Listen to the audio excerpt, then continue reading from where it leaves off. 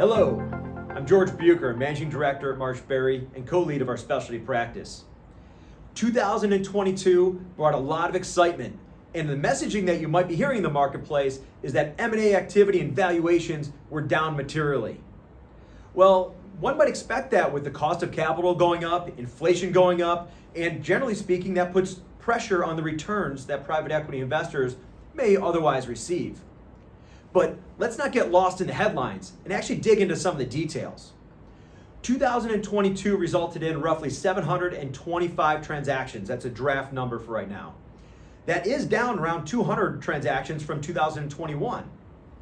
But I think it's important to highlight that 2021 sucked some transactions into that year that otherwise would have closed in 2022 because people were concerned around tax changes. Also, when it comes to the activity that we saw in 2022, specific to specialty firms, there were 153 transactions in 2021 and over 160 transactions in 2022. That means specialty transactions went up compared to the retail brokers that went down by over 25%. Specialty remains in focus by buyers because of the diversification, the value they bring, and the overall higher growth propensity that they often represent. When it comes to valuations, valuations were effectively flat from 2021 to 2022. And while buyers may be messaging in the marketplace that valuations will be going down going forward because of the higher capital costs that are involved with interest rates and the like, the matter of the fact is, even in the fourth quarter of 2022, we saw a lot of good valuations that were out there.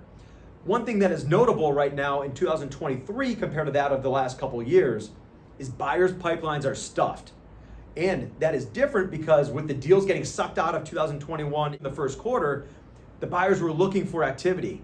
So the supply-demand equilibrium is something that we are monitoring, which could lead to a diversification or I'd say a bifurcation of valuations between those firms that have very sought-after attributes like high growth, quality management, etc., and those firms that might not have those characteristics.